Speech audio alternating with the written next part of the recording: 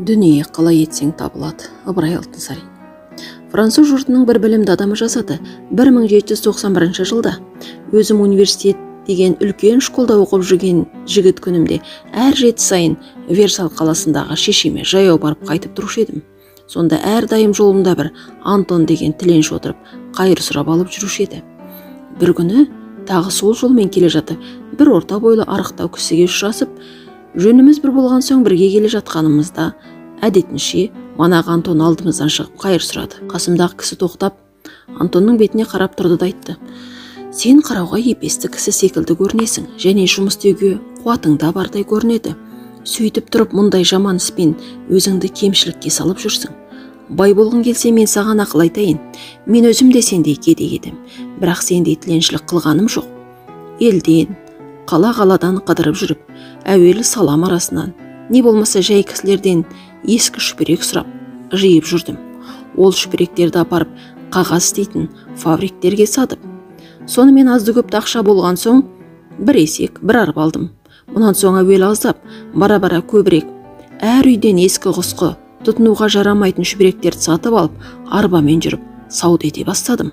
Осындай іспен 7 жылда 10.000 франк ақша тауып, енді бір қағаз фабрикасына кірістім.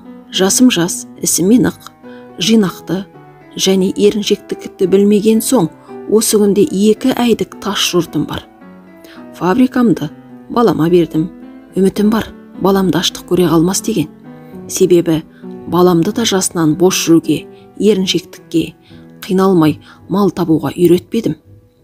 Осы айтқанымша, машақаттанудан қашпасаң, сен де бай боласың, Антон, деді де жөніне жүріп кетті. Антон бұл сөздерді естіген соң терең ойға қалып, қайыр сұрауында ұмытып тұрып қалды. 1815 жылда Брюссель деген қаладан өтіп бара жатып, бір кітап сататын үлкен дүкенге кірдім. Дүкеннің ішінде бірнеше приказчиктердің олай-бұлай етіңіз деп бұйырып тұрған бір купецтің кескіні көңіліме таныс, реушті көрінді. Сөйтіп тұрғанымда, әлгі кісі мені көріп бетіме қарап тұрды да қасыма келіп айтты: "Айып етпесеңіз сұраймын, мұнан 25 жыл бұрын сіз оқу оқып жүріп жұма сайын Версальдегі үйіңізге барып жүрген жеріңіз бар ма еді?" Сонда ойыма түсіп таң қалып: "Сен Антонбысың?" дедім. "Рас", деді Антон. "Мен сондағы көрген тіленші Антоныңыздың өзімін. Сол жүргеніңіздегі бір күні қасыңызда бір жолыққан кісінің айтқандары көңіліме кіріп кетіп, тіленшілікті тастап жұмысқа кірістім.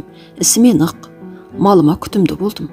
Ақырында сол кісінің айтқаны келіп, мінекей, осы зор дүкеннің иесі болдым", деді.